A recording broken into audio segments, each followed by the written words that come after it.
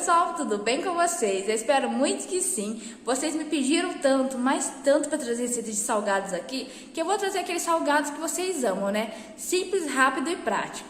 Já curte, você já gosta de salgados? Esse daqui, pessoal, uma cigarrete de queijo, que é massa de pastel com queijo. Bem facinho, 2 ingredientes, você pode fazer para as vendas ou até mesmo aí na sua casa. Quer mais salgados? Comenta aqui para mim nos comentários o que você quer ver aqui, com certeza eu vou anotar e vou trazer para vocês.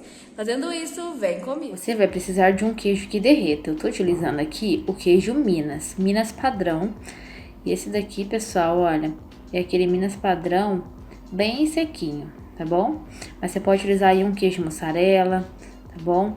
O queijo da sua preferência aí, desde que seja um queijo que derreta também. Então a gente vai cortar esse queijo nosso em tirinhas. Corta uma fatia e depois corta em tirinhas. Temos o nosso queijo todo em tirinhas. E agora vamos para a montagem do nosso salgadinho. Aqui eu tenho uma massa de pastel e eu corto a massa de pastel em 2 de comprido. E depois eu venho medindo mais ou menos 2 dedos ali e cortando. Olha, mais ou menos 2 dedos e a gente vai cortando a fitinha com uma largura de 2 dedos.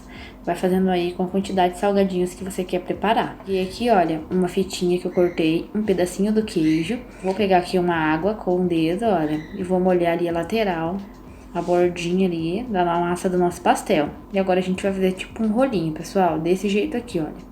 Quando você molha a massa, é fácil porque daí ela gruda uma parte na outra, tá?